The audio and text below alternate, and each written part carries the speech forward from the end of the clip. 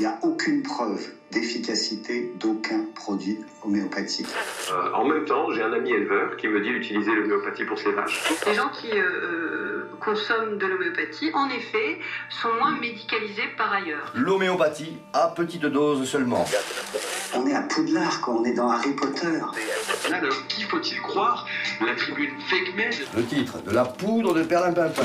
Des charlatans expliquent. Il faut comprendre ce qu'est l'homéopathie et comment elle est supposée fonctionner.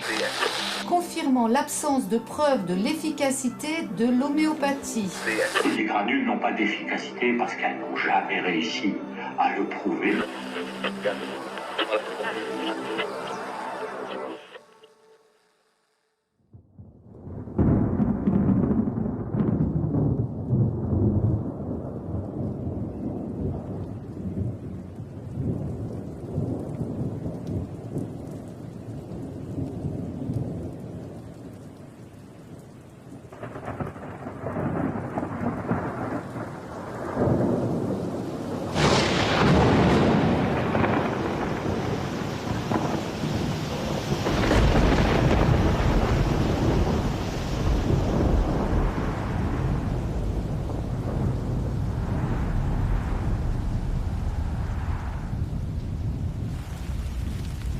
Depuis quelques années, le ciel se couvre de nuages noirs pour ceux qui, dans le monde occidental, font le choix d'exercer la médecine autrement.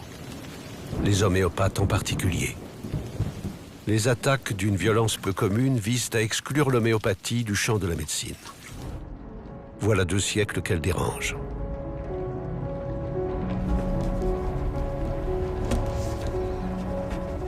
Personnellement, je lui dois beaucoup, du fait de sa remarquable efficacité dans tous les épisodes de maladie et de traumatisme de mon existence. À la fin de mes études de médecine, je l'intègre naturellement dans ma pratique quotidienne. J'en observe les effets bénéfiques depuis longtemps chez de nombreux patients, y compris dans les affections les plus sévères, associées ou non à la médecine conventionnelle.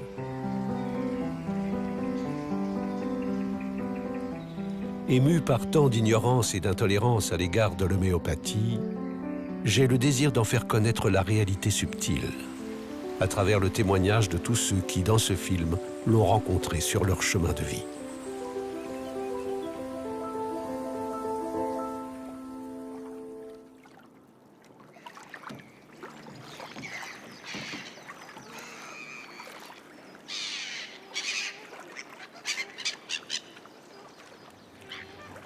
C'est un long parcours qui est tracé en fait un peu depuis mon enfance. J'ai eu des problèmes de santé assez sévères quand j'étais jeune et subi plusieurs interventions chirurgicales et tout naturellement, quand j'ai voulu choisir un choix de carrière après, je me suis dirigé vers la médecine.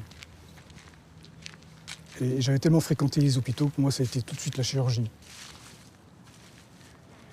Donc voilà, je suis parti en chirurgie en Belgique, mais c'était la chirurgie digestive. Donc on faisait essentiellement du viscéral. Beaucoup de chirurgie de l'estomac, des appendicites, du foie, mais surtout beaucoup de cancérologie, donc une chirurgie de fin de parcours, presque de propreté.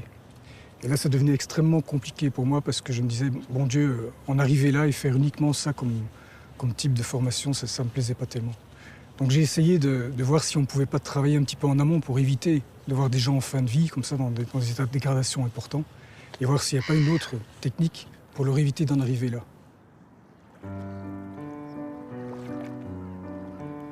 Jusqu'au jour où j'ai eu la chance de rencontrer un certain monsieur, Georges de Monja, un grand homéopathe je ne connaissais pas à l'époque, sur Chambéry, type extraordinaire. Et là, il m'a ouvert les yeux sur une perspective de compréhension profonde de ce qu'était la maladie et ce qu'on pouvait apporter aux patients.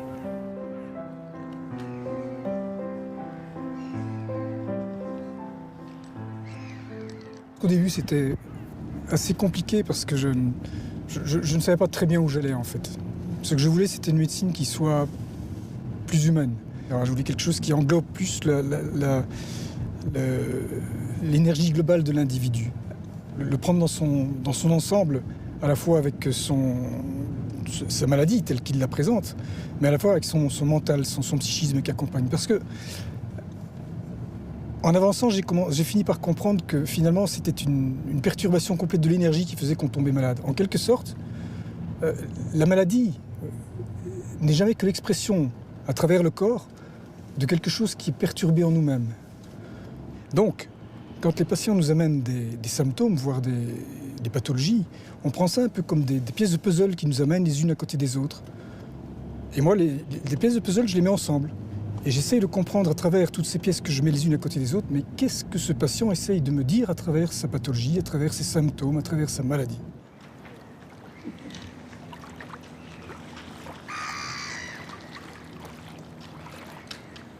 Aujourd'hui, l'homéopathie est souvent une médecine de première intention dans les affections bénignes. Mais les limites de la médecine conventionnelle dans les maladies chroniques conduisent de nombreux patients à se tourner vers d'autres approches afin de soulager leurs souffrances. Voilà, j'ai reçu une lettre du gastroentérologue qui vous suivait depuis de nombreuses années. Il m'envoie une lettre qui est absolument merveilleuse de votre état général. J'apprends par monsieur que tu es son nouveau médecin traitant depuis quelque temps. Il s'agit d'un homme que je suis depuis de nombreuses années et que je vois globalement tous les 2-3 ans pour faire le point de sa RCH, rectocolite hémorragique. Depuis qu'il te voit, il a été remarquablement amélioré par ton traitement puisqu'il n'a plus aucune symptomatologie clinique et ne prend plus de Pentasa. Je lui ai donc pratiqué sa coloscopie qui, elle aussi, est remarquable car à considérer comme normale. Le patient, donc je l'ai revu en consultation de suivi, il m'a tout d'abord annoncé qu'il avait arrêté les traitements classiques que l'on prend pour cette maladie, qu'il faisait jusque-là. Ceci depuis 2014, donc on a 2 ans de recul maintenant, donc sans traitement allopathique qui n'a aucun signe clinique de sa maladie. Pour mon cas, j'ai bénéficié de cette synergie entre l'allopathie, l'homéopathie, entre le gastro qui va dans l'investigation pure et dure, et puis l'homéopathe qui va prendre la totalité du corps de la personne, et ça s'est bien passé. La rectocolite, c'est la fatigue au quotidien, c'est l'angoisse, c'est un manque d'appétit, c'est un manque de sommeil, c'est tous ces symptômes. C'est pas seulement les symptômes subis ou ressentis au niveau des intestins. Hein. C'est la vie qui échappe un petit peu. Hein. Pendant ces années, on se prive de faire certaines choses. La rémission radicale de la maladie de ce patient qui souffrait depuis plus de 20 ans, malgré un traitement classique, pose question. Est-il évident d'attribuer un tel changement à un effet placebo? Oh non, je ne pense pas. On peut que constater les choses. C'est-à-dire qu'il va très bien et sa muqueuse colique va très bien après ces 3 doses. Mais je ne pense pas qu'on puisse parler d'effet placebo, en effet. Mais ça me paraît peu probable. Je pense qu'un effet placebo comme ça aurait eu de l'effet s'il en prenait toutes les semaines ou tous les mois de façon régulière en se disant il ne faut pas que j'oublie mon médicament. Mais là, on a 2 ou 3 ans. On est difficile de se rabattre vers l'effet placebo. La difficulté pour l'homéopathe, c'est de reprendre les symptômes du patient et de pouvoir les traduire en langage répertorial que nous pouvons utiliser. Donc, les différents symptômes que j'ai repris chez le patient ici me donnent cette grille avec des ordres de préférence de remèdes. Après, c'est à nous, homéopathes, de pouvoir départager ces remèdes pour pouvoir lequel est le plus probant et lequel correspond le mieux avec la totalité des symptômes du patient sur le plan physique, sur le plan psychologique. Voilà. Mais il y avait un remède qui sortait très fort en première position, et c'est quand même celui que j'ai choisi, Mercurius coercivus. Et dès les premières doses, vous avez senti un mieux, mais immédiat. Et le résultat est là. 2 ans et demi d'un côté, 20 ans de l'autre côté. Je ne sais pas si c'est statistique, mais le résultat est probant en tout cas.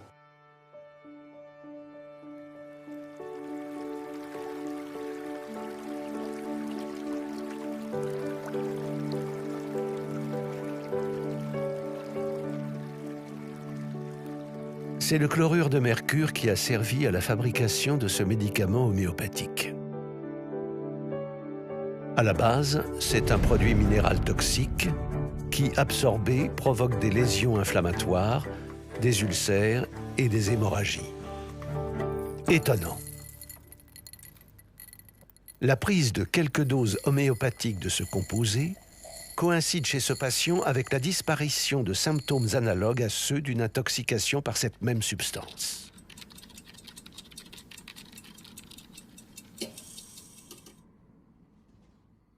Ce phénomène, pour le moins curieux, est pourtant décrit dès l'Antiquité par Hippocrate, considéré aujourd'hui comme le père de la médecine moderne. Il énonce en effet 3 modes d'évolution favorables des maladies. La guérison naturelle, la guérison par les contraires et la guérison par les semblables. Un principe vérifié quelques siècles plus tard à l'occasion d'une expérience inédite. Cette idée d'expérimenter sur l'homme sain des substances de la nature nous vient de Samuel Hahnemann, grand médecin allemand à cheval sur le XVIIIe et le XIXe siècle. Déçu par sa pratique, insatisfait de ses résultats, il décide momentanément d'abandonner cette pratique pour se consacrer à la traduction d'œuvres scientifiques et à la chimie. Lisant la matière médicale de Cullen, il tombe sur l'écorce de quinquina, qui était un grand médicament utilisé pour les fièvres à l'époque, et l'idée lui vient d'expérimenter, lui, en pleine santé, cette substance, et il s'aperçoit qu'il se crée un état fébrile de fièvre avec quantité de symptômes qui ressemble étrangement à un état d'impaludation. Il va donc répéter cette expérience. Il va la répéter sur son entourage et il va également commencer à tester des tas d'autres substances naturelles. Aujourd'hui encore, on expérimente, on teste des milliers de substances de par le monde.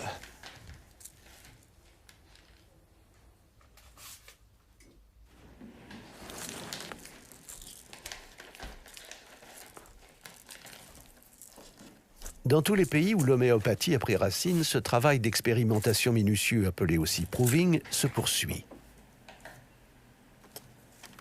Après un entretien approfondi avec leur superviseur, les volontaires absorbent tous les jours des doses imprégnées ou non de la substance testée jusqu'à l'apparition de symptômes. Personne n'en connaît la composition, à l'exception du pharmacien. C'est un protocole en double aveugle contre placebo. Après 6 mois d'observation, chacun est invité à rendre compte de son expérience. Chaque expérimentateur, un par un, va raconter son vécu. Ça serait bien de se tenir à peu près à 5 minutes chacun. Les superviseurs, après, viennent donner un petit peu des compléments, leur éclairage sur l'expérimentation. Et puis comme ça, on va faire à tour de rôle. Donc au bout d'un moment, vous allez voir qu'il y a des choses qui vont se recouper entre ce que disent les uns et ce que disent les autres. Mais à partir du moment où je vous aurai dit le nom du remède, le proving est fini. Après, tout ce que vous pourrez ressentir sera forcément influencé par l'idée qu'on se fait de cette souche. D'accord ? Qui veut commencer ? Il y a un symptôme qui m'a suivi pendant 1 mois complet. C'était pas forcément tous les jours, mais c'était très récurrent. C'était une chaleur de l'oreille gauche. Les maux de tête, ils étaient au début à l'occiput et puis après en casque sur la tête. Vers 10h30, sensation de céphalée en casque. J'étais un peu rebelle, j'étais contre tout, contre la société. Mais toujours l'humeur aussi bonne.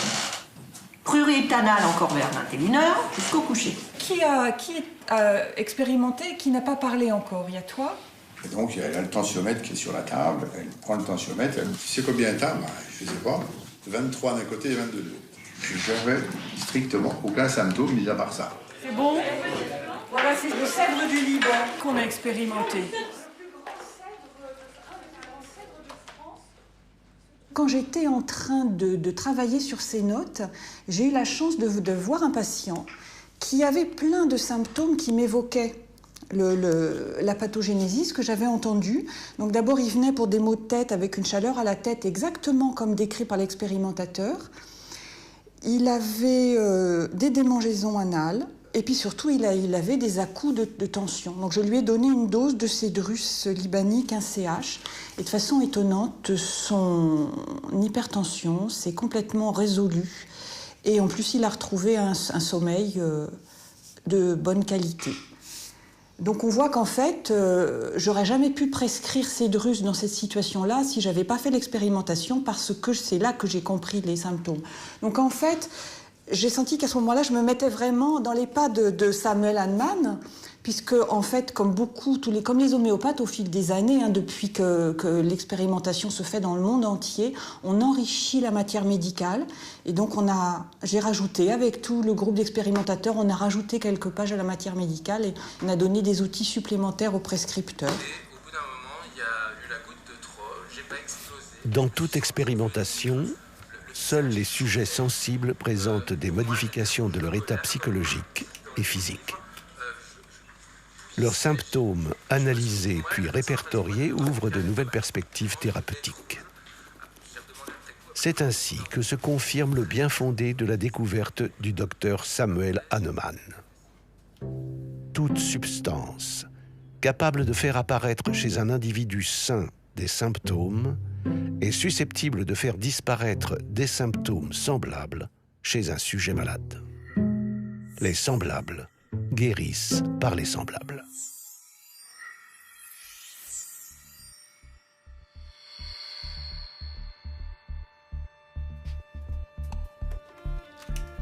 Dès lors, deux voies s'ouvrent pour la médecine. La voie de la guérison par les semblables et celle de la guérison par les contraires, propre à la médecine académique qualifiée par Hahnemann d'allopathie.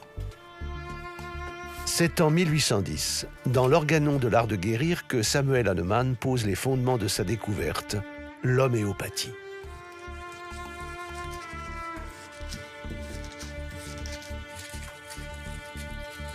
Fin connaisseur de la toxicologie, chimiste reconnu, il expérimente la dilution des substances afin d'annuler leur toxicité.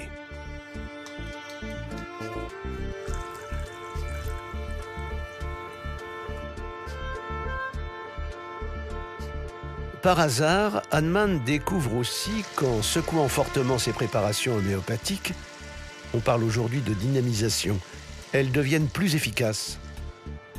Il élabore de ce fait un mode de fabrication des médicaments qui, bien que modernisé, suit encore aujourd'hui la même procédure.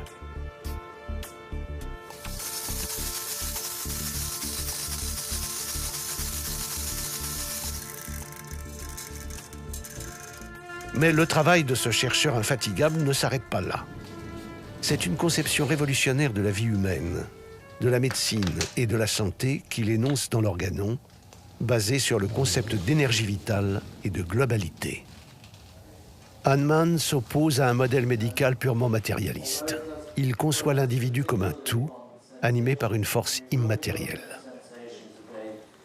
Actually, perhaps most importantly, the vital energy in a human being, that energy which makes the body function, which gives it life, what we call life energy or the vital force. And it's clearly a real thing. It's an intelligent energy that organizes the activities in the body. Circulation, assimilation, metabolism, elimination. How do these things happen?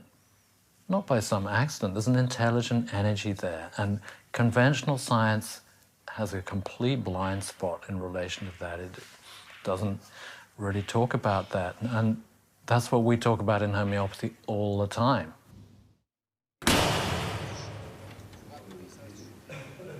En 1835, Hahnemann s'installe à Paris. Sa vision novatrice et les nombreux succès thérapeutiques de l'homéopathie font sa notoriété.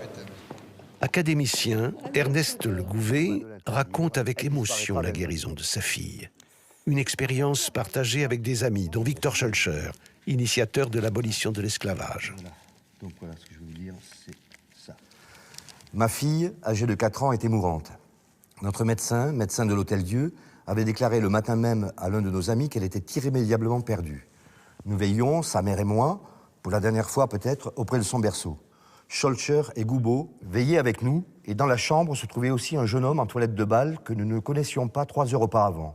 Un jeune peintre, Amaury Duval, qui avait consenti à faire le portrait de l'enfant dans ses derniers instants, ému aux larmes, leur dit soudain en les quittant au petit matin « Mais enfin, puisque votre médecin déclare votre enfant perdu, pourquoi ne vous adressez-vous pas à cette médecine nouvelle qui commence à faire un tendre bruit dans Paris?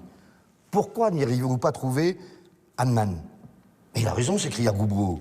Hahnemann est mon voisin, il demeure rue de Milan, en face de mon institution. Je ne le connais pas, mais qu'importe, j'y vais, je vous le ramène. » Et son invincible charme opérant comme toujours, 1 heure après, Hahnemann et sa femme arrivaient avec lui dans la chambre de notre malade.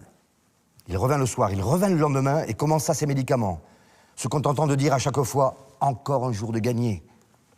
Le 10e jour, le péril redevint tout à coup imminent. Le froid gagna les genoux. Il arriva à 8 heures du soir et resta un quart d'heure près du lit, comme un homme en proie à une grande anxiété. Enfin, après avoir consulté avec sa femme, qui l'accompagnait toujours, il nous donna un médicament en nous disant « faites-lui prendre cela et remarquez bien si, d'ici à 1 heure, le pouls remonte ». Vers minuit, entre dans la chambre Chrétien Urban. Il me dit « Mon cher monsieur Le Gouvet, votre fille est sauvée ». Les guérisons nombreuses et retentissantes de Hahnemann lui valent l'animosité de ses confrères. L'Académie de médecine va jusqu'à demander au ministre Guizot d'interdire en France la pratique de l'homéopathie. Guizot a la sagesse de ne pas donner suite à cette requête. Sa réponse aux détracteurs pourrait faire sourire. Si l'homéopathie est réellement inefficace et sans fondement, nul besoin de l'interdire, elle disparaîtra d'elle-même. Alors ça, c'est hallucinant.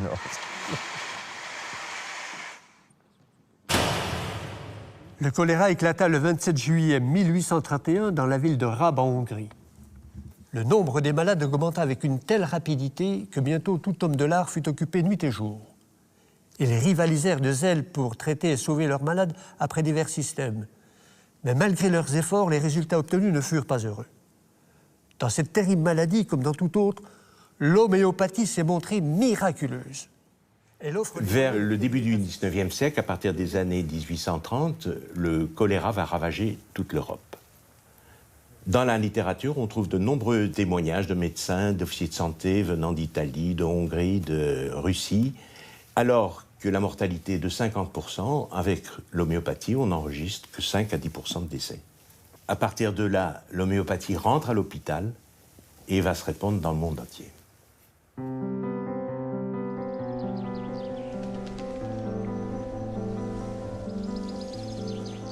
Le 2 juillet 1843, au terme d'une vie extraordinaire, Hahnemann s'éteint. Comme mes prédécesseurs et tous les adeptes de l'homéopathie, je ne peux qu'éprouver une immense reconnaissance devant l'héritage intemporel qu'il nous a légué.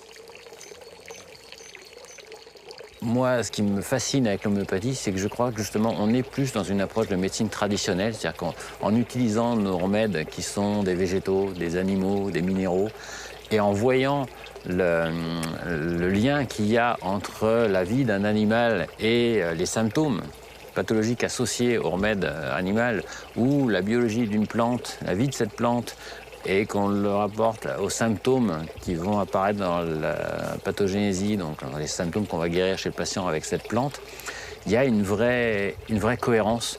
C'est comme si on s'intégrait dans une espèce de cosmogonie, une vraie cohérence, une vraie beauté en fait, et une vraie émotion. Et ça, c'est vraiment aujourd'hui ce qui me porte le plus dans cette démarche, quoi.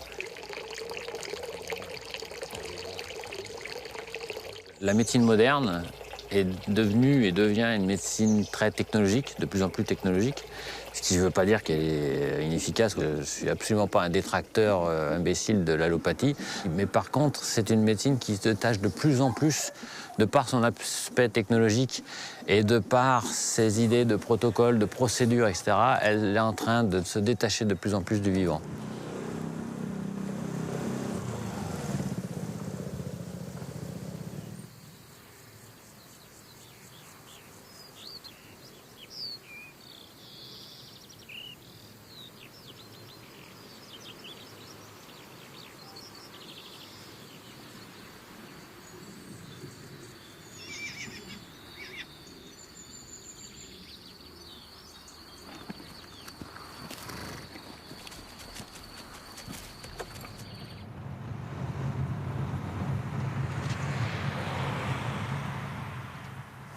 Allez, Mimi, viens. Ah, bah, joli. Alors. Non, mais là, c'est de pire en pire, parce que ça, enfin, c'était pas flagrant. Ça, c'est sorti récemment, ça. Ouais, il n'y avait pas d'autre chose. Ouais. Donc, paralysie faciale gauche. Donc, l'oreille, la paupière. Et c'est surtout les lèvres, je trouve que c'est... Ouais, paupière. Et la lèvre supérieure qui est c'est comme complètement ça, déformée. c'est comme ça que je m'en suis aperçue. Ouais. D'accord. Donc là, ce qui se passe, c'est qu'il y a un mélanome qui est en train de comprimer le nerf facial. Qui se trouverait derrière l'oreille. Voilà, la palpation. Alors les mélanomes, au niveau allopathique, le seul traitement entre guillemets qui existe, c'est les doses de cimétidine fortes, on en avait parlé. Ouais. Vous avez essayé sans résultat. Le problème, c'est que c'est quand même une tumeur. Oui. Donc là, la tumeur comprime le nerf facial, et ce qu'on voit, c'est la résultante de la compression qu'en fait. Hein. D'accord. Donc le seul choix qu'on a, c'est la régression de cette tumeur pour libérer de nouveau le nerf. Sachant que je ne sais pas dans quel état il est le nerf. Donc le pronostic il reste réservé. Quoi.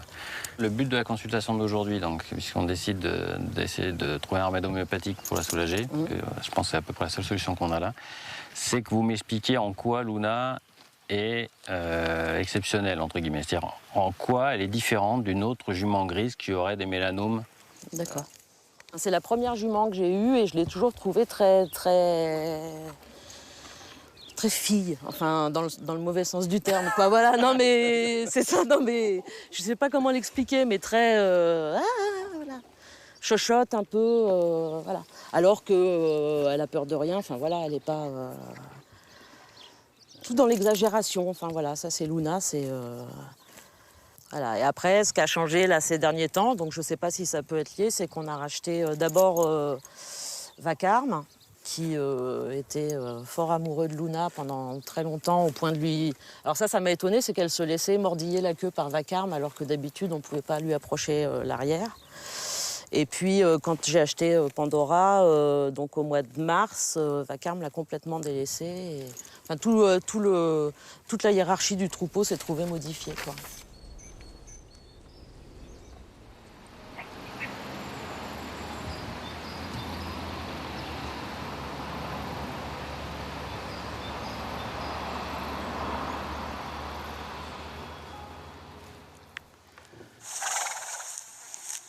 On a l'histoire de Luna, on choisit dans son histoire les symptômes les plus individualisants, ceux qui expriment le plus sa souffrance, et on les hiérarchise.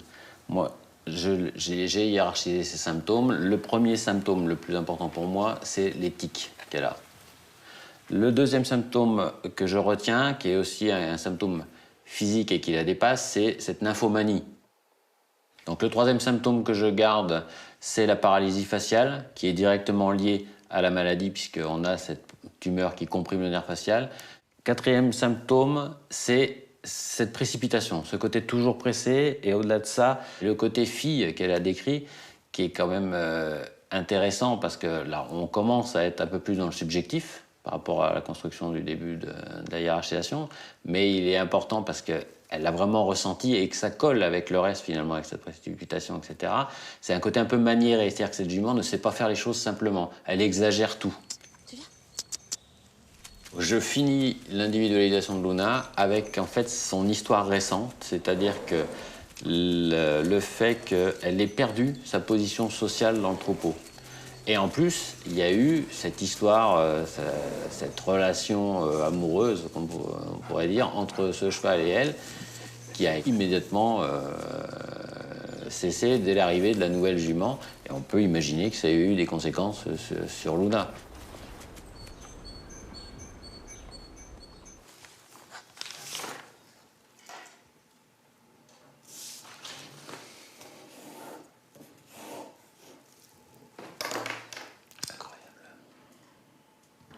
Je viens de me rendre compte que j'avais sauté une phrase que m'a dit la propriétaire. C'est-à-dire que toute sa vie, cette jument, elle a été nymphomane. D'accord ? Cette année où est arrivée la nouvelle Poulistara, elle n'est pas venue en chaleur. Alors que depuis 22 ans, elle est nympho, quoi. Et il y a un remède, suppression des règles suite de chagrin, c'est Ignacia.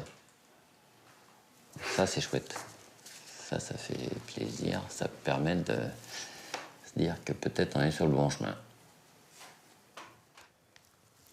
Donc, à cette phase-là, il est important de retourner dans les matières médicales synthétiques pour voir si l'image globale, la problématique d'Ignacia correspond bien à l'histoire de Luna. Donc, pour Voisin, il y a 3 pôles principaux qui sont émotive, instable et paradoxale, les troubles nerveux, les spasmes, et enfin la dépression morale après chagrin. On a là résumé, à mon avis, en 3 points, l'histoire de Luna. Le but en homéopathie, c'est pas juste de supprimer les symptômes, c'est évidemment de guérir, mais on sait, si on guérit d'un symptôme physique et que ça s'accompagne d'une amélioration du mental, et dans le cas de Luna, ça serait la disparition des tics, des stéréotypies, de cette espèce de précipitation permanente comme si elle était en danger, là on sait qu'on sera sur la vraie voie de la guérison.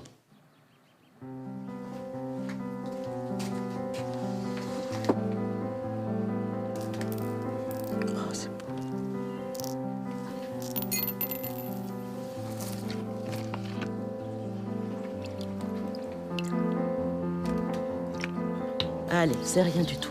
C'est rien, Poussinette.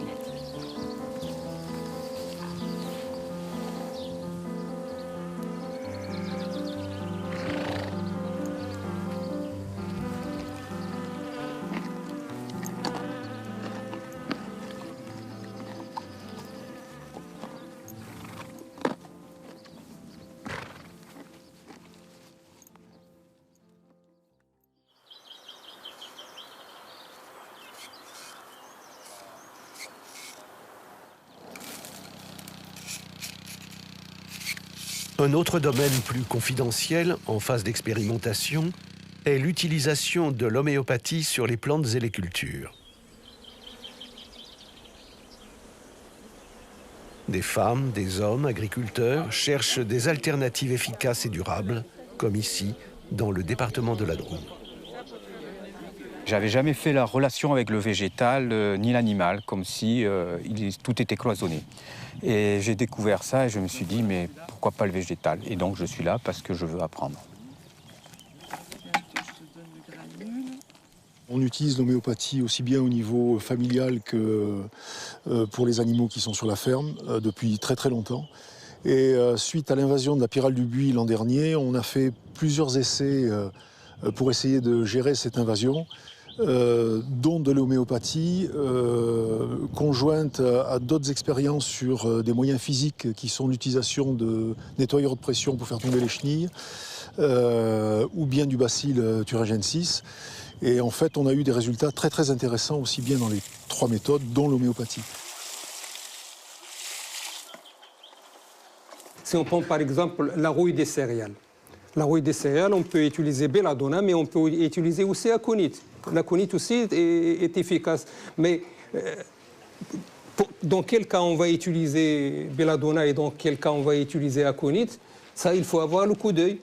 Les produits chimiques, généralement, quelques jours après le traitement, les feuilles se dessèchent et soit restent accrochées aux branches, soit elles tombent par terre. Donc on tue, alors que là, avec l'homéopathie, on n'a pas tué les feuilles. Les feuilles continuent à faire leur fonction.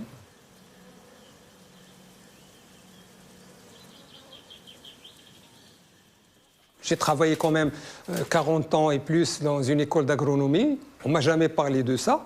Quand j'ai vu ça de mes propres yeux, c'est vraiment... effectivement, c'est un choc. C'est un choc parce que moi qui croyais toujours qu'il faut avoir une dose létale pour éradiquer le parasite, avec un granule de sucre, on a pu quand même guérir une maladie qui demande... Et même de point de vue économique, parce qu'au Maroc, un tube de granules, ça coûte 18 dirhams 50. Il y a 80 granules. Alors, calculez le coût pour voir, comparez-le à... Ça m'a poussé à faire des recherches dans le domaine de l'homéopathie. Moi qui suis formaté chimie, je ne croyais jamais à ces granules. Quand j'ai vu l'efficacité, parce qu'on dit toujours que c'est un effet placebo. Mais la plante, est-ce qu'il a un effet placebo? Partout dans le monde, on a fait des recherches sur le fusarium. C'est une maladie très très grave parce qu'en un siècle, il a détruit quand même les 3/4 de la palmeraie marocaine. Ce qui fait que l'alternative que nous avons choisie, c'est de reproduire le palmier par voie génétique, essayer de trouver des variétés résistantes. Alors nous, en homéopathie, on a essayé sur le fusarium une dizaine de remèdes et nous avons quand même un résultat pour 5 remèdes. Pour 5 remèdes, au moins, on a pu stopper l'évolution du parasite. Et les palmiers qu'on n'a pas traités, ils ont crevé au bout de 6 mois. On n'a pas voulu faire de publication parce que tout ce que nous avons fait, ça a été vraiment le fruit du hasard. Donc, pour pouvoir infirmer ou confirmer les résultats, on va essayer de faire de l'expérimentation dans les bonnes règles de l'art.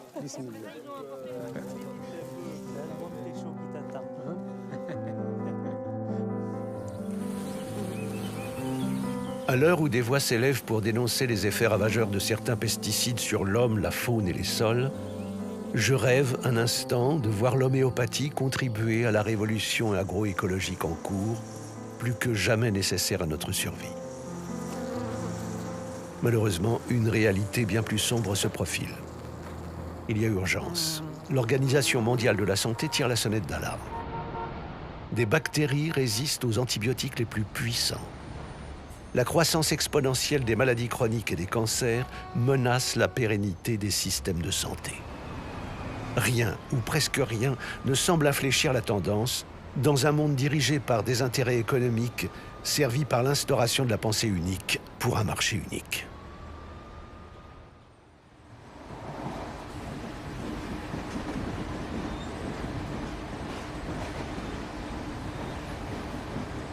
Au dire de ses détracteurs, l'homéopathie ne fait pas la preuve d'une efficacité supérieure à celle d'un placebo. Malgré les milliers de cas documentés dans le monde en 2 siècles et les avancées scientifiques sur le sujet, la négation de ces faits persiste. Pour approfondir cette question, je me rends en Allemagne, à l'Institut pour la recherche en homéopathie. Il a pour mission de coordonner l'ensemble des recherches dans ce domaine. Qu'en est-il exactement? En homéopathie, la polémique fait rage autour d'un rapport, le rapport australien. Donc le rapport officiel en 2015, dont les conclusions sont que l'homéopathie est inefficace pour quelconque pathologie médicale. L'histoire, en fait, c'est qu'il y a eu un premier rapport, le premier rapport australien, qui a été commandité par les instances de santé australiennes, le NHMRC, National Health and Medical Research Council. On sait, de par les avis du professeur Mandelson, qui a émis un avis sur ce premier rapport, que ce premier rapport était de haute qualité. On pense aussi qu'il avait des conclusions en faveur d'une efficacité de l'homéopathie, mais ce premier rapport a été enterré. Et donc, ce qu'on appelle maintenant le rapport australien est en fait le deuxième rapport australien. Donc, nous, on a regardé ce rapport de fond en comble, 600 pages, et découvert un certain nombre de problèmes avec ce rapport, en termes scientifiques, des critères qui n'ont jamais été utilisés avant, critères de taille de l'étude et des critères de qualité, qui sont des critères très forts, qui ont pour conséquence, en fait, de réduire l'évidence de 176 études cliniques randomisées à 5 études. Quand on comprend ça, on comprend assez facilement comment on peut arriver à des conclusions aussi tranchées, aussi nettes, comme quoi l'homéopathie serait inefficace pour toute pathologie. Il y a d'autres études de très haute qualité, des revues de ce style-là qui ont été faites. En particulier, une étude très importante qui vient en tête, c'est celle de Robert Matty en 2014 et qui démontre très clairement qu'en fait, l'homéopathie dite donc hahnemannienne individualisée, telle qu'on l'a si on va voir un homéopathe, a des résultats positifs au-delà du placebo. Donc les conclusions de cette étude sont très claires et la méthodologie qui a été utilisée, qui est du style Cochrane, donc des méthodologies qui sont très établies, très solides, n'ont pas été critiquées à ce jour.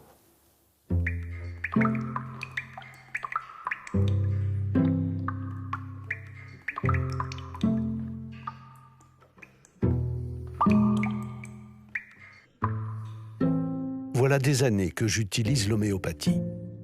Les résultats observés m'interrogent. La fameuse controverse scientifique sur la mémoire de l'eau proposée par Jacques Benveniste remise à l'ordre du jour par le prix Nobel de médecine Luc Montagnier, doit-elle être définitivement close? Existe-t-il une théorie capable d'expliquer l'action de ces mystérieux granules? Moi, mon action, ça consiste à étudier des méthodes scientifiques, les méthodes de la science, pour comprendre comment fonctionne ce remède homéopathique, indépendamment du problème médical. De façon étrange, on n'avait jamais étudié le médicament homéopathique. On a pris donc 2 lignes de produits, un produit minéral qui est Cuprum metallicum, un produit organique, une plante qui est Gelsemium sempervirens, et on a suivi rigoureusement le protocole de la pharmacopée européenne. C'est-à-dire que ce qu'on étudie, c'est le médicament, et pas un produit de laboratoire. Et donc, ce qu'on a trouvé, c'est que lorsque on faisait les études, le procédé homéopathique met en jeu en fait 4 choses. La matière de départ, bien sûr, l'eau, le récipient et l'air. Ce qu'on a montré dans cette étude qui s'appelle DINOME, on a montré que même pour des très très hautes dilutions, donc on est allé jusqu'à 30 CH, on retrouvait toujours quelques microgrammes de matière solide. Et cette matière solide, normalement, elle ne devrait pas être là, puisqu'on n'a utilisé que de l'eau pure. Donc il est évident que la seule source de matière dans le procédé ne pouvait être que le récipient. On travaille en récipient de verre et on sait que l'eau est agressive, donc l'eau va dissoudre du verre. Et elle dissoudra le verre que vous soyez à 10 CH, que vous soyez à 30 CH. Le deuxième point qu'on a pu voir, c'est que on a fait les mêmes expériences en diluant sans secouer et en diluant avec succution. Et on a vu que c'était très différent, et il est évident que la succution, le fait d'agiter, amène de l'air. Donc l'air amène lui aussi sa matière. L'eau, évidemment, elle est pure, et puis il reste le produit, in fine, le produit qu'on a utilisé. On a pu montrer qu'au-delà d'une dilution d'un facteur de 6 fois un facteur 10, il n'y avait plus rien. Il ne restait plus rien du produit. Donc à partir, disons, de 3 CH ou de 6 DH, en fait, on arrache de la matière au récipient, et ensuite cette matière va avoir un effet sur l'eau, cette matière dissoute solide, en conjugaison avec des bulles de gaz pour donner les propriétés du médicament. Donc on sait aujourd'hui qu'un médicament homéopathique, ce n'est pas rien, c'est une dispersion de nanoparticules, de nanobulles d'air avec de l'eau, et sans, évidemment, le produit de départ. Et ce qu'amène la théorie, c'est qu'elle nous apprend que quand on prend en compte la molécule d'eau, le vide et le rayonnement électromagnétique, on voit que sur l'eau, on découpe un damier, vous savez, comme un échiquier, dont les tailles sont de 100 nanomètres par 100 nanomètres, qui correspondent à l'excitation de la molécule d'eau par le rayonnement électromagnétique, qui est là de type ultraviolet. Et donc, ce damier se comporte comme, en fait, n'importe quelle mémoire d'ordinateur, c'est-à-dire qu'à l'intersection de chaque case, je peux mettre 0 ou 1, et à ce moment-là, je peux coder n'importe quel type d'information. Donc l'idée, c'est que quand on fait le médicament homéopathique, une piste de compréhension serait que ce damier existe dans l'eau et va être stabilisé par les nanoparticules de solide et par les nanobulles de gaz, parce que s'il n'y avait pas ces objets, le damier serait instable, ça on l'a montré aussi théoriquement. Pour que le damier soit stable, il faut qu'il s'accroche sur quelque chose. Donc l'idéal, c'est sur des solides ou sur du gaz. Et une fois que ce damier est là, eh bien évidemment la molécule, quand on la met, elle met son information sur ce damier, et puis ensuite quand on dilue, on retient que la partie immatérielle, électromagnétique, la signature électromagnétique de la molécule, plus que l'aspect matériel.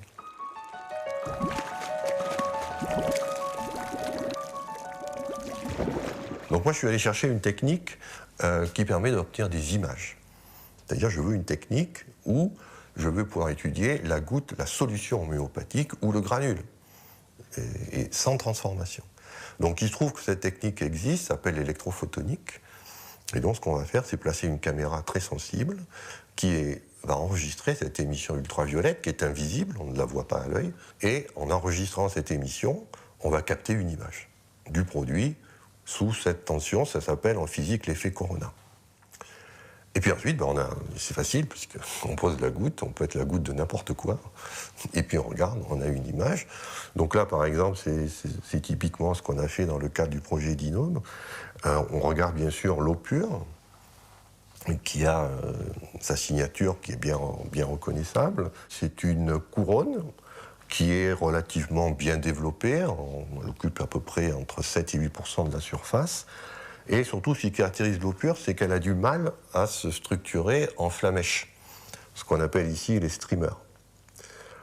Il y en a quelques-uns, mais on voit qu'il y en a qui sont courts, il y en a qui sont longs. Ça, c'est caractéristique de l'eau pure. Ce qu'on a fait ensuite, c'est utiliser donc la teinture mère de Gelsémium, sempervirens. Donc là, on voit tout de suite la différence. C'est que maintenant, et là, il y a de la matière, parce qu'on est avec la teinture mère, donc il n'y a pas eu de dilution. Et on voit tout de suite que l'émission lumineuse est complètement différente. Ensuite, ce qu'on a fait, c'est qu'on a dilué cette teinture mère à 10-26. On se place à un point où, normalement, il ne doit plus y avoir plus rien, même si on sait qu'il n'y a plus rien dès le début. Donc là, on voit très bien ce qui se passe. On voit qu'on réduit le nombre de streamers, c'est-à-dire qu'on diminue l'information, et surtout, on les allonge. Et ensuite, on a évidemment l'effet de la dynamisation. Et là, on voit que le produit donc, change encore la succution est importante, elle amène des modifications dans l'image. On va analyser ces images avec des méthodes scientifiques, taille de la couronne, nombre de streamers, quantité d'informations qui sont contenues, puisqu'on peut modéliser la quantité d'informations par des algorithmes mathématiques. Et l'analyse de toutes ces images donnera lieu à une publication qui est en cours de rédaction.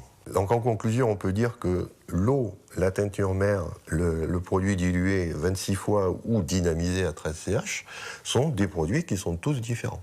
L'image, il y a une information cuivre qui est ici, qui est très différente dans une information gelsémium. Chaque remède a sa signature photonique. On savait dès le 19e siècle que dans la nature, il y a deux choses. Il y a de la matière et du rayonnement. Et que la réalité est soit matérielle, soit immatérielle. Et donc ce qui choque dans l'homéopathie, c'est qu'on utilise la partie immatérielle, invisible, inobservable. Mais surtout, il y a cet aspect électromagnétique, c'est-à-dire que les champs électromagnétiques sont partout et qu'ils font partie. Ils sont couplés à la matière et on ne peut pas imaginer la matière sans les champs ou les champs sans la matière. Donc, à partir du moment où vous pensez à rajouter les champs et la matière, vous pouvez avoir une vision rationnelle de l'homéopathie, mais forcément, la partie matérialiste, la partie matérielle des choses est passée au second plan. L'homéopathie ne heurte pas la rationalité, elle heurte la matérialité. C'est pas la même chose.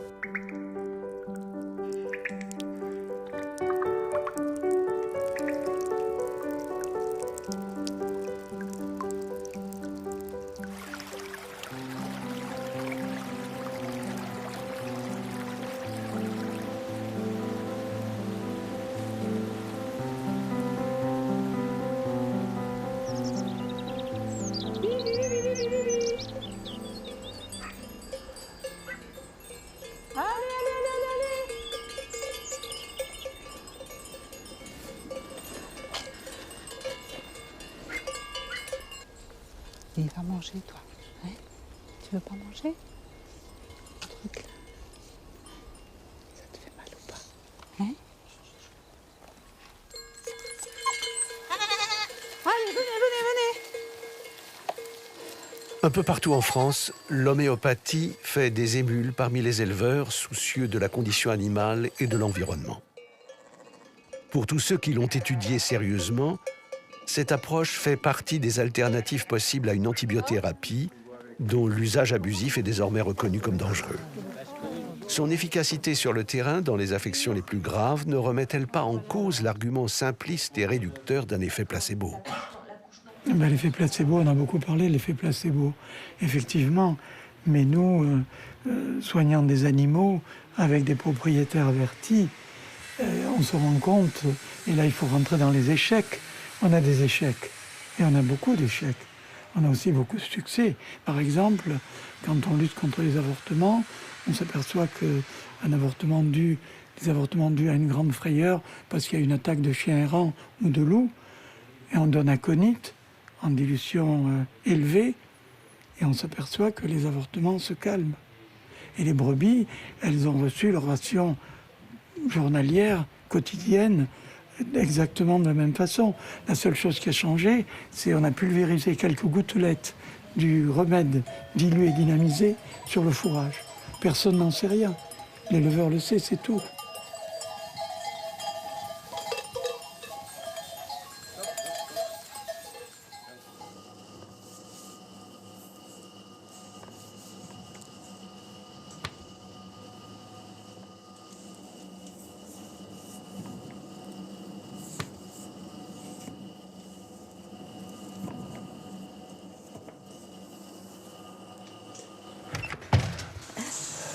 Ah, la traite de ce matin? Ouais, presque à l'heure. L'homéopathie, je pense que ça travaille sur l'équilibre aussi des animaux. Et on travaille sur du vivant. La santé, c'est un équilibre. Et le lait reflète cet équilibre. Le lait lui-même est équilibré ou pas. C'est le reflet vraiment de l'état de santé des animaux. Donc c'est une conception de la vie finalement et de ce que peut être la santé ou la maladie.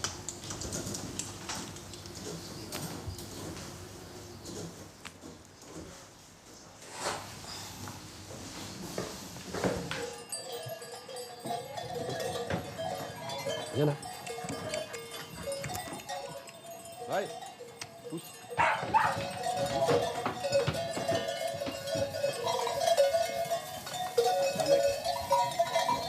Je suis venu à l'homéopathie par hasard, en fait. Je bossais chez des gens, et la dame de cette maison, en fait, était docteur. Et puis, bon, on a parlé d'homéo, elle m'a filé ces 10 feuilles renéotypées, qui posaient directement les bases, hein, quand même, de l'homéo, avec Hahnemann, l'énergie vitale, la loi de similitude, les symptômes, les remèdes, tout ça. Alors, moi, je découvrais un truc. Alors là, c'était un monde, quoi. Mais j'ai trouvé cette démarche d'observation fine hyper intéressante. Enfin, moi, je débutais dans le boulot d'éleveur, enfin, j'avais bossé un peu déjà, mais ça m'a vraiment interpellé comment ces gens regardaient leurs animaux, comment ils voyaient une chèvre vivre au milieu de carences, pourquoi celle-là, elle est toujours près de la porte là-bas, à chercher de l'air frais peut-être, ou chercher de la lumière, mais elle cherche quelque chose là-bas. Pourquoi les autres sont là, elle là-bas? Et voilà, et donc ça a fait comme ça, quoi. Et puis après, j'ai fait 1 ou 2 stages avec des vétos, j'ai acheté des bouquins, j'ai bouquiné. J'ai passé beaucoup de temps quand même à lire les matières médicales, quoi, pour stocker, avoir un stock de symptômes en tête, pour pouvoir le lire sur un animal.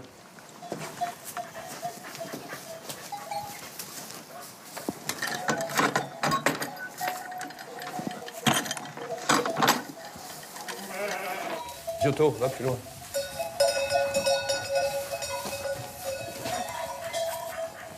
Allez, marche. Marche. Donc il y a 2 ou 3 ans, on a eu 2 ou 3 mammites gangréneuses là, sur le troupeau. On a sauvé 2 bêtes sur 3 quand même. Donc une mammite gangréneuse, c'est assez spectaculaire parce que là, au niveau de la mamelle, donc le quartier est gonflé comme ça, il devient violet, noir, et il se met à pourrir. Et généralement la bête en meurt, donc en allopathie ça marche pas non plus d'ailleurs. Donc là on a donné l'achésis, c'est du venin de serpent crottal. Et est apparu ce qu'on appelle un sillon disjoncteur, c'est-à-dire qu'il s'est tracé une limite, à peu près comme ça sur le quartier, et la gangrène n'a pas été plus loin. Mais toute cette partie-là du quartier a pourri et est tombée. Donc la pourriture et la chute, donc, ça prend 3 semaines. Hein. Mais derrière, il manquait un bout de la mamelle, mais c'était complètement cicatrisé et nickel, quoi. Et 2 mois après, donc c'était au mois de mai, ça. 2 mois après, on a fait les échographies. La bête était pleine. Elle s'était retapée, elle était pleine. Elle a agnelé. Elle n'avait plus qu'un quartier qui produisait du lait, mais bon, on a sauvé la bête. On a sauvé la lactation suivante, même si la lactation est moins bonne. Mais c'est quand même chouette, quoi. Même si, d'un point de vue économique, le meilleur remède dans ce cas-là, c'était un coup de masse. Et puis on n'en parle plus. Mais cet aspect économique, moi, je ne veux pas en tenir compte, quoi. C'est pas mon job. Enfin, c'est mon job, il faut que j'en vive, évidemment, mais. Je veux dire, si une bête malade, il faut que je la soigne. C'est des bêtes dont j'ai la charge, quoi. Après, si les bêtes sont bien nourries, bien logées, on évite quand même 80% des ennuis. Hein.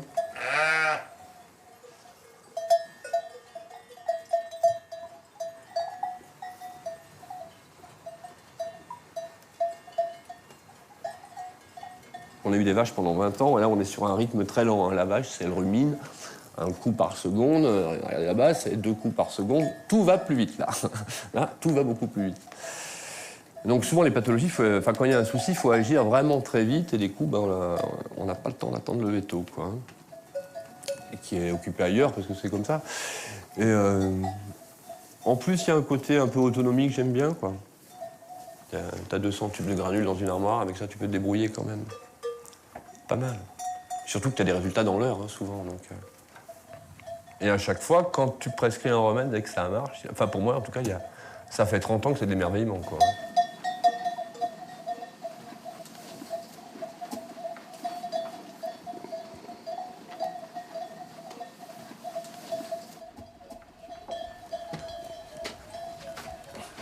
Ben voilà, donc la pharmacie, classée par ordre alphabétique. Voilà, c'est les remèdes que j'utilise principalement ici.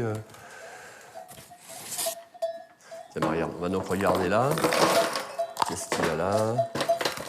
Claquesis mutus, c'est un remède qu'on peut utiliser donc, pour plein de choses différentes. Nous, on l'a utilisé donc récemment, je disais tout à l'heure, là, pour des mammites gangréneuses, mais on peut l'utiliser pour autre chose aussi.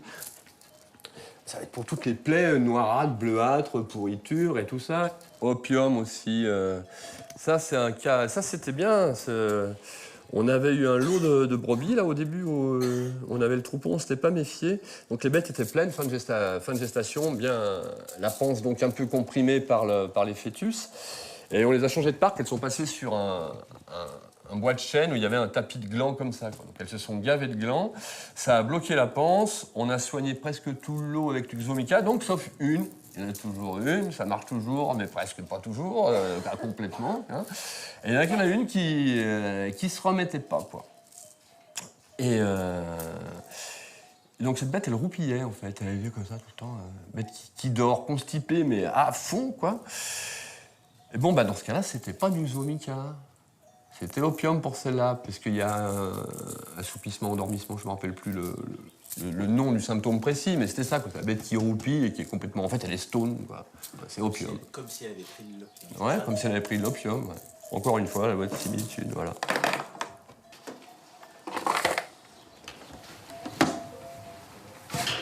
Pour les courants d'air.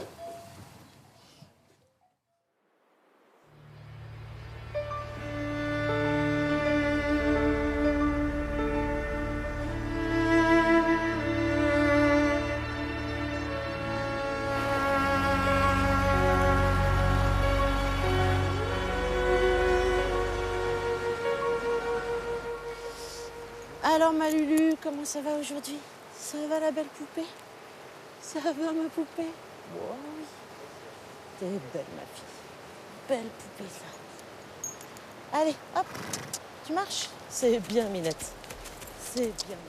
Alors depuis, Luna a récupéré complètement la mobilité de son oreille. Elle avait également la paupière qui pendait, qui maintenant elle a complètement récupéré. Et puis sa lèvre a bien dégonflé et elle a retrouvé pas mal de mobilité du nez. Elle tique plus, avant elle tiquait beaucoup, elle était très nerveuse, elle tiquait à l'ours tout le temps. Et puis elle a repris sa place dans le troupeau aussi. Luna aussi avait un gros problème, c'était qu'elle était constamment en chaleur. Ce qui lui posait des problèmes de comportement parce qu'elle était très nerveuse pendant ces périodes-là. Elle était parfois en chaleur des mois durant, ce qui n'est pas normal. Et là, dernièrement, elle a été en chaleur de façon très discrète et pendant 3 semaines, ce qui est la durée normale des chaleurs. Et voilà. Et tout s'est très bien passé, pas eu de soucis de comportement avec Luna à ces moments-là. Fillette.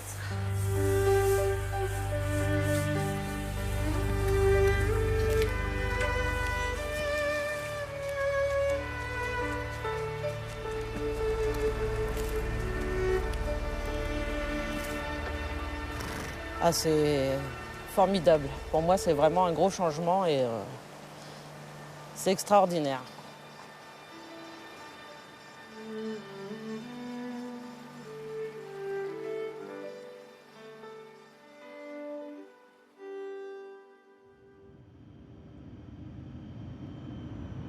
L'homéopathie est une médecine exigeante qui requiert des années de formation.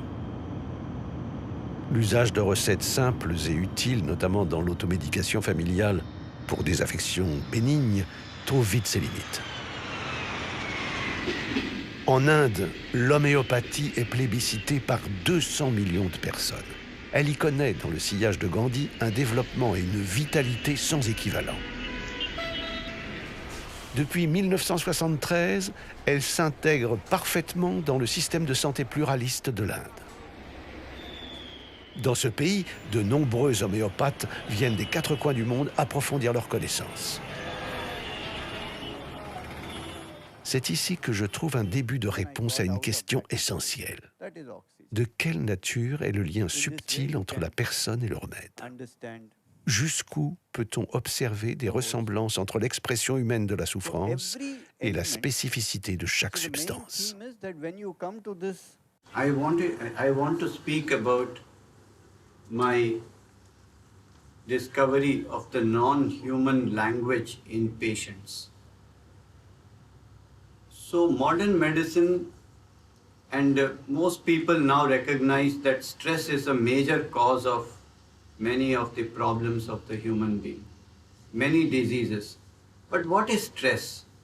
So when I started investigating in each individual what the stress is, I found that it doesn't come from outer reality, but how that individual perceives reality. How is his experience of reality? For example, he has a lot of stress at work. How does he experience the stress? And then as we probe deeper, he would tell us that he feels as if somebody is dominating him. When you ask, how does it experience when somebody dominates you? Then he expresses this experience in a language which is not fully human. He says, I feel crushed, I feel pressed, I feel shrinking.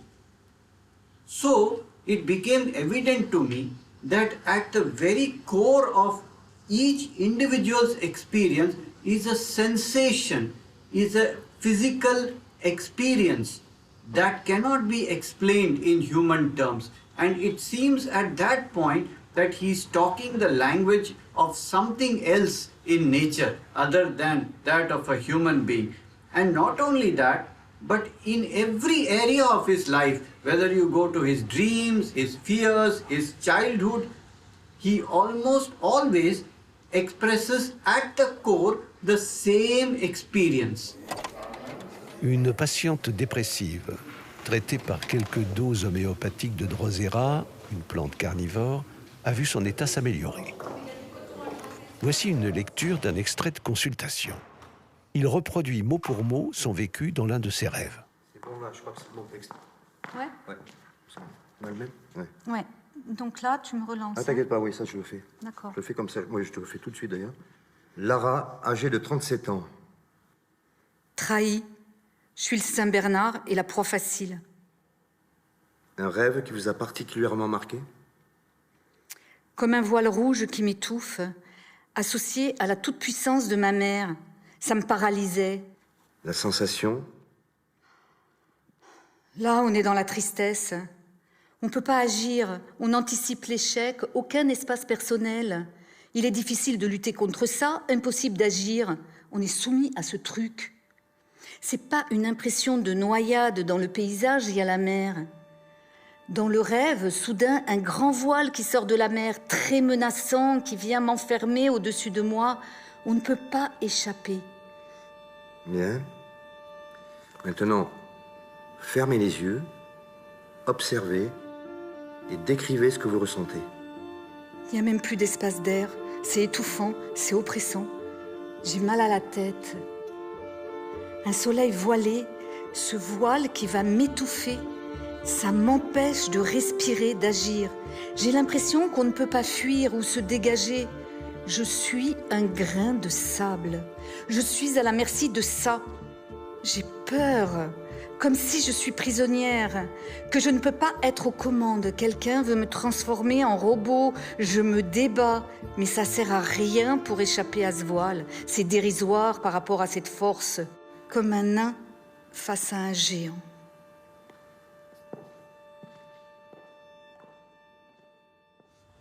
So that's how I understood that the basic experience of a person is not really a fully human language. So I found 3 distinct patterns of perception in individuals, either sensitive or experience loss or competitive. And I found that this equated to the idea of the 3 kingdoms in nature. The plant is sensitive and reactive. The mineral talks about either lacking something or losing something, and the animal of competition and survival.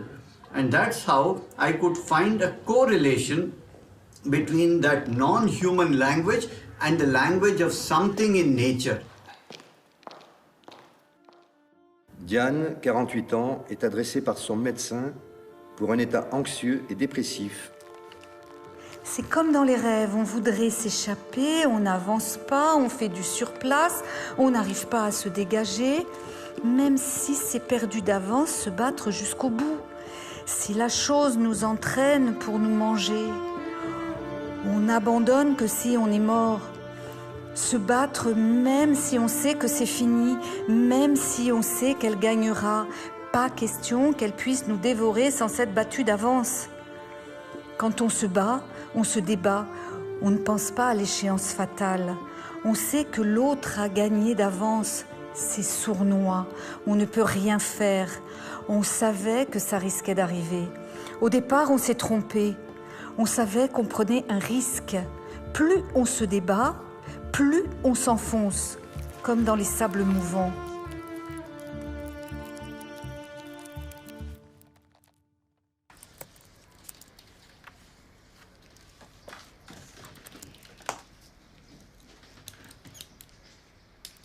Parfait.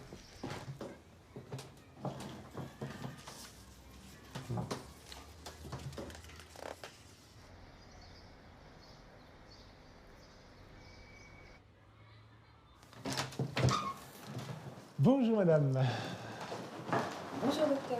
Entrez, je vous en prie.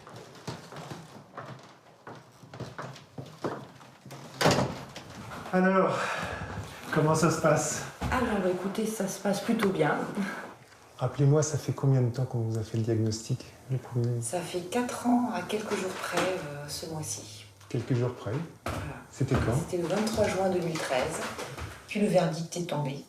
On a cancer de l'ovaire avec carcinose péritonéale. Et lorsque j'ai demandé au chirurgien de me dire la vérité, la réponse a été: vous en avez entre 3 et 6 mois. Donc au départ, le premier traitement, ça a été une laparotomie avec une chirurgie très lourde. Et 2 mois après cette laparotomie, le temps de reprendre des forces, je suis rentrée dans un protocole de chimio. Et le souci était effectivement la gestion des nausées et des vomissements qui était terrible. Vraiment terrible, puisque je vomissais à peu près toutes les demi-heures. Et ça durait 5 jours, 5 nuits durant. Et les antiémétiques ne fonctionnaient pas. Et donc c'est dans cet état désespéré que je me suis tournée vers l'homéopathie. Moi qui suis tellement cartésienne. Les nausées étaient terribles. Ça n'a pas été évident pour vous non plus de les résoudre, puisqu'il a fallu tâtonner, trouver quels étaient les granules qui me convenaient. Rappelez-moi, je me souviens, il y a un symptôme tout à fait particulier que vous m'aviez raconté à l'époque. Voilà, alors je vous ai dit que je ne supportais, mais vraiment de ne rien prendre dans la bouche, pas même un brumisateur sur les lèvres. Le simple fait de brumiser de l'eau sur les lèvres et de sentir ces petites gouttes d'eau arriver dans ma bouche provoquait un vomissement. Et c'est ce symptôme qu'on avait retenu là. Voilà, tout à fait. Du coup, vous aviez creusé ce symptôme-là, et on avait testé d'autres possibilités homéopathiques, et c'est là qu'on a commencé à voir les premiers effets. Et donc on a réussi à réduire les vomissements. C'est ça. Et puis ce médicament, on l'a utilisé assez longtemps, je crois, pour l'état général. Tout à fait, oui, tout à fait. À peu près les 2 premières années de la maladie sûre. Voilà, je crois 2 ans et demi, pendant 2 ans et demi à peu près. Mon expérience m'a amenée à rencontrer le monde de l'allopathie avec les oncologues, leur mode de fonctionnement, le milieu hospitalier dans le traitement du cancer, et puis aussi l'homéopathie dans ces soins de support qui peuvent être proposés aux malades. Et j'avoue que c'est j'en retiens 2 choses en tout cas. Première chose, c'est que ces 2 mondes sont totalement complémentaires. Moi, je n'envisage pas de poursuivre mes traitements les uns sans les autres. Si je suis encore là maintenant, c'est grâce à ces 2 mondes, à la mutualisation des savoirs et des possibilités de ces 2 mondes. Ça, je pense que c'est très important. Et j'avoue que ce qui m'a aussi surpris, c'est que ces 2 mondes sont complémentaires, mais sur une autre thématique. Lorsque je suis dans les services d'oncologie, j'ai le sentiment qu'on soigne ma pathologie, mais lorsque je suis chez mon homéopathe, j'ai le sentiment qu'on soigne à la fois ma pathologie, mais aussi le malade que je suis.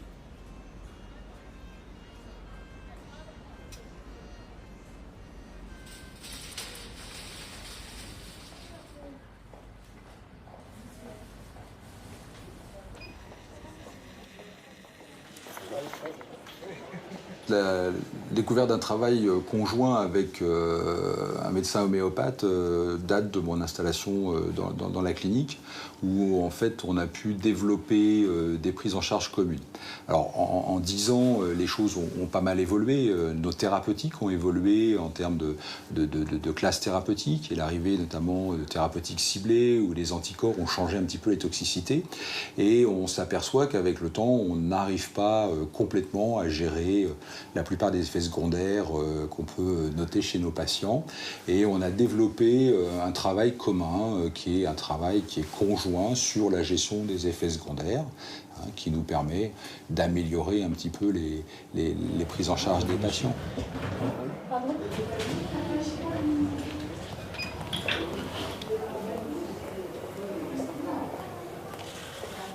Aujourd'hui, on est dans la prise en charge holistique, la médecine intégrative. Ça veut dire qu'il faut recourir à tout ce qui est possible, disponible, pour améliorer la qualité de vie des patients au cours des traitements au sens large de cancérologie.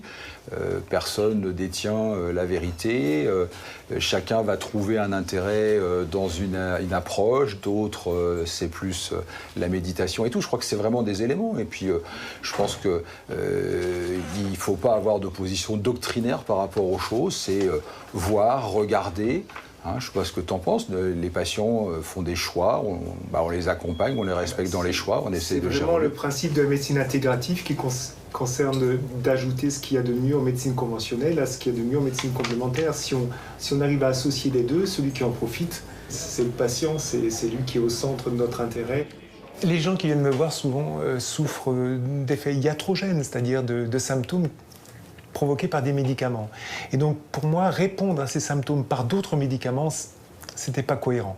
Et donc, pouvoir répondre avec des médicaments homéopathiques qui, eux, n'ont pas d'effets secondaires et n'ont pas d'interférence, surtout avec les traitements de la chimiothérapie ou des thérapies ciblées, c'est pour moi, je pense, une bonne réponse pour un médecin qui cherche à surtout ne pas nuire, ne pas nuire pour ne pas venir interagir avec les traitements. Donc, l'homéopathie n'a pas d'interaction médicamenteuse et ça, c'est une chance pour accompagner les traitements de chimiothérapie.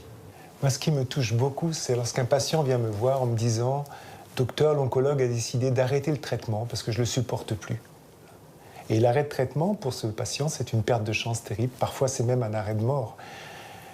Et de pouvoir dire à ce patient « Écoutez, moi, je vous propose un traitement d'accompagnement. Je recontacte l'oncologue et on essaye à 3 de continuer l'aventure, de continuer le traitement ». Dans les années 90, jeune psychiatre, à la demande d'un chirurgien, j'ai accompagné dans son service quelques patients atteints de cancer et en grande souffrance. Avec l'homéopathie, les résultats observés sur la douleur seront surprenants et quelquefois la fin de vie en sera apaisée. Une expérience bouleversante à jamais gravée dans ma mémoire que je retrouve ici, dans cette unité de soins palliatifs ouverte à la médecine intégrative. Est-ce qu'il y a quelque chose que vous voulez me dire par rapport à ces derniers jours, à comment vous vous sentez ?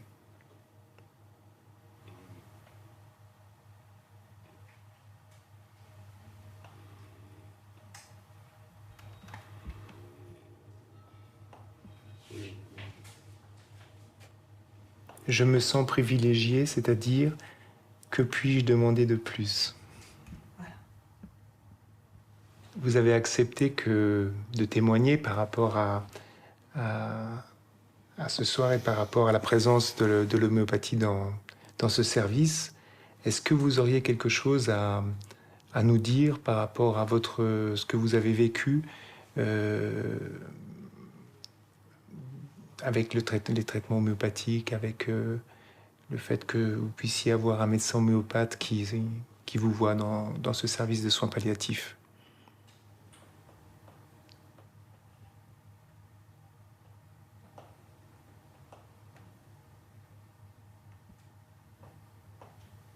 C'est un plus. En tout cas, je vous remercie d'avoir accepté de pouvoir laisser ce témoignage qui servira peut-être à d'autres personnes. Merci beaucoup. Je vous en prie.